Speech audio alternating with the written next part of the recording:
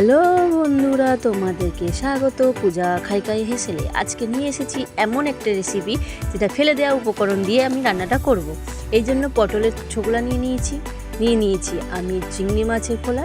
এবারে পটলের ছোকলাটা ভালো করে ধুয়ে তার মধ্যে আমি রসুন দিয়ে দেবো আমি কাঁচা লঙ্কা। এবার ভালো করে সেদ্ধ করে নেব। সেদ্ধ আমার প্রায় হয়ে গেছে।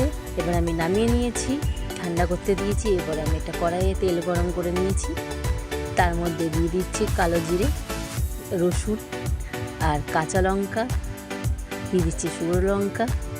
এবার এটাকে একটু ভাজা ভাজা করে নেব।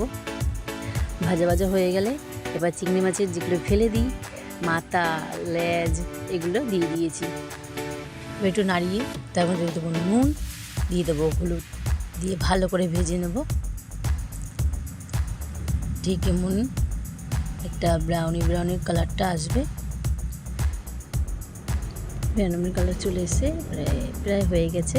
তার মধ্যে বলি, আমার চ্যানেল যারা নতুন আছো তারা প্লিজ সাবস্ক্রাইব অ্যান্ড শেয়ার করে দেবে, আর রেসিপিটা কেমন হলো প্লিজ কমেন্টে জানাবে। এবার আমি নামিয়ে নিয়েছি।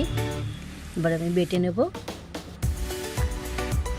বাটা আমার কমপ্লিট। এবার আমি বেটে নেব পটলের খোলাটা, দুটোই বেটে নেব। বাটা হয়ে গেছে, এটাও বাটা হয়ে গেছে। এবার আমি আবারও কড়াই গরম করে তার মধ্যে তেল দিয়ে দেবো।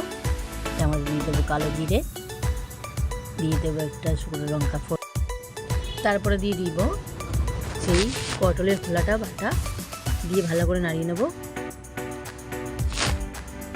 এবারে দিয়ে দেবো হলুদ, দিয়ে দেবো পরিমাণ মতো নুন, ভালো করে নাড়িয়ে নেব। তারপর দিয়ে দেবো যে চিংড়ি মাছের খোলা বাটাটা,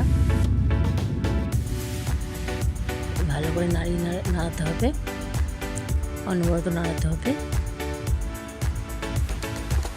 এবার দিয়ে দেবো সামান্য চিনি, দিয়ে আবারও নাড়াবো।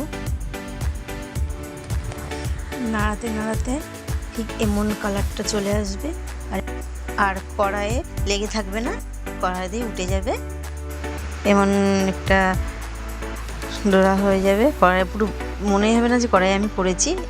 রেসিপিটা আমার কমপ্লিট, নামিয়ে নিয়েছি। কেমন হয়েছে বন্ধুরা তোমরাই বলো। আর আবার দেখা হচ্ছে নতুন কোনো ভিডিওতে, নতুন কোনো রেসিপি নিয়ে। টাটা।